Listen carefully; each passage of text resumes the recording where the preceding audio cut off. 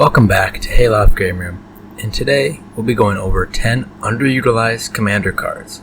These are cards we think are underplayed in the format of Commander. The first card on our list is Tortured Existence, which reads, for 1 mana, black enchantment, you can pay a black and discard a creature card. Return target creature card from your graveyard to your hand. This is great utility in many of the new Commander decks. One such of these commanders is Oscar Rubbish Reclaimer. Oscar reads, the spell costs 1 less to cast for each different mana value among cards in your graveyard, and whenever you discard a non-land card, you may cast it from your graveyard.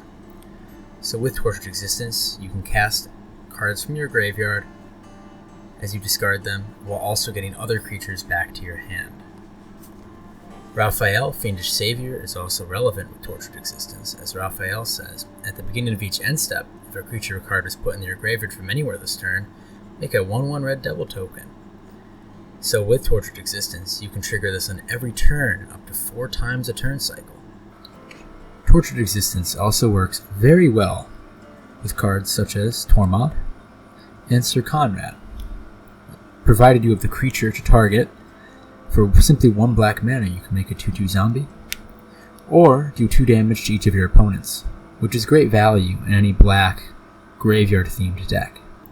The second card on our list is Bellowing Tangleworm, a 4/4 green creature with Intimidate, and also gives all your other green creatures Intimidate as well.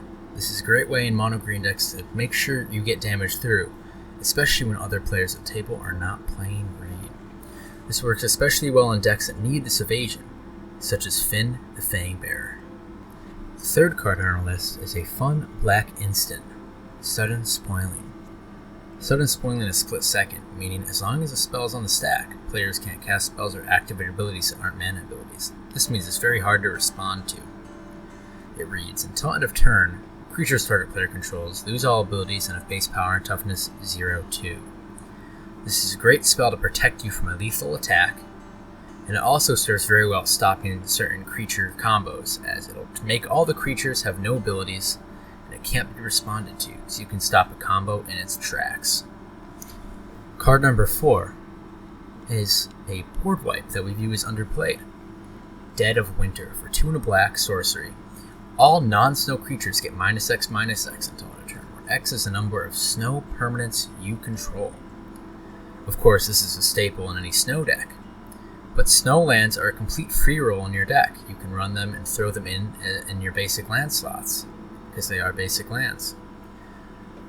Dead of Winter, I would view it as a worse version of Toxic Deluge, as Toxic Deluge forces you, or gives you the added utility of being more flexible, but it still gets around indestructible, and that value cannot be understated.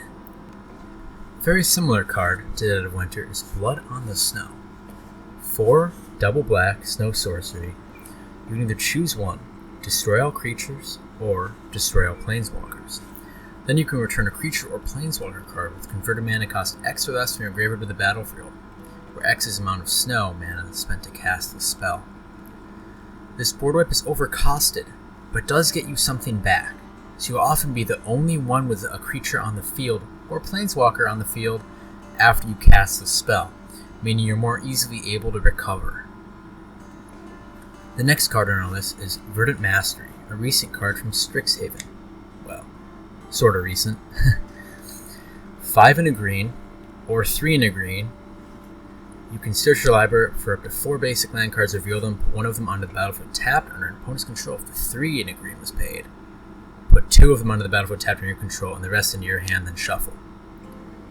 I view this as a very similar card to cards such as Kodama's Reach and Cultivate. You get a land on the field to land your hand, but Verdant Mastery gets you 2 onto the field for only 1 additional mana, on the downside of potentially giving your opponent a land as well.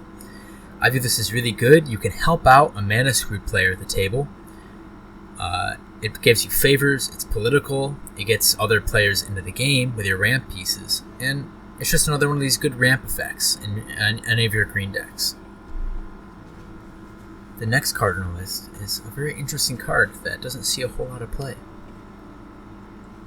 And it is Martyrs' Cause for 2 and a white, enchantment, and it has a static ability. Sacrifice a creature, prevent all damage to a creature or player from one source. First of all, this is a free sack outlet. So if you're in an aristocrat strategy, another sack outlet for your deck only helps. But also, preventing all damage to a creature player from one source can be very useful. You can lock out combat decks with this ability, especially if you can loop creatures. And it just is a great card to include in your decks, especially if you're against a Voltron deck often. Some commanders this easily slots into our Liesa, Forgotten Archangel, Athreos, any of those sort of aristocrats, white-black, Asban. There's a whole bunch of decks this can slot into. The next card on our list is another Strixhaven card. It is a card called Mage Hunter. Whenever an opponent casts or copies an instant or sorcery spell, they lose a life, and you gain a life. Now, this is very good against Storm. Any sort of Storm deck could be losing a lot of life to Mage Hunter. They're going to have to deal with it first. But I view it as another one of those like tax effects. There's Liesa, Shroud of Dusk, and Campbell, Concert of Allocation. These both do damage when casting spells, and any sort of additional damage adds up.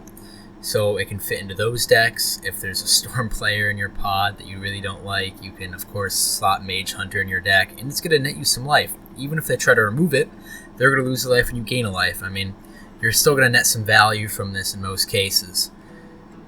Worst case, it gets removed instantly, and you paid 4 mana to make someone lose a life and you gain a life, but they go down a removal spell.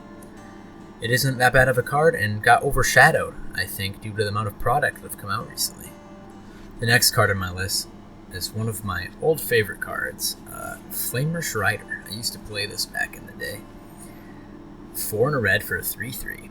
When Flamer's Rider attacks, put a token on the battlefield tapped and attacking as a copy of another target attacking creature. Exile the token at the end of combat. It also has a dash cost for 2 and double red. So dash is like, you can play it, it gets haste, and you return it to your hand at the beginning of the next end step. So Flamer's Rider is great in any combat deck, in any sort of ETB deck. Flamer's Rider just has great combat utility. I mean, if you have like a big beefy boy deck, like you just get another token attacking. Any sort of combat, like Eternal Witness is heavily played. There's a lot of red effects that do damage when a creature enters the battlefield. Flamer's Rider just has a lot of synergy, and if you can find the right deck for it, it can perform very well. The final card on our list today is a 1 mana white enchantment called High Ground. High Ground, very simple, reads, each creature you control can block an additional creature. Now this is kind of a unique effect in Commander, which is why I kind of slotted it in. It's like barely any decks, I'm pretty sure. It's like in like 230 decks or something like that on EDH Rec. But like, giving all your creatures the ability to block multiple creatures can be really good, especially against go wide strategies, or if you're on like a defensive deck, like a wall deck, Arcades. Even like, it's only a 1 mana white enchantment. Like the cost to play this is not that high. It'll sit on the field and net you some value. Like, you don't lose a lot by sliding this into your deck, I feel, especially if you're in like a mono white deck. Giving all your creatures the ability to block 2 creatures can really swing things and throw off the math for your opponents. Maybe they like forget about it and they swing at you with a bunch of creatures, but you actually, oh wait, I can block all of them, and then it'd be able to attack them the next turn. So High Ground is a pretty cheap, underplayed enchantment that I feel like should be getting more love in the format of Commander. So those are our 10 cards that we viewed as underutilized in the format of Commander. If you enjoyed the video, please like and subscribe. I would also appreciate any comments on other cards you think are underutilized and underplayed, because we could easily include those in a future video. See you guys next time.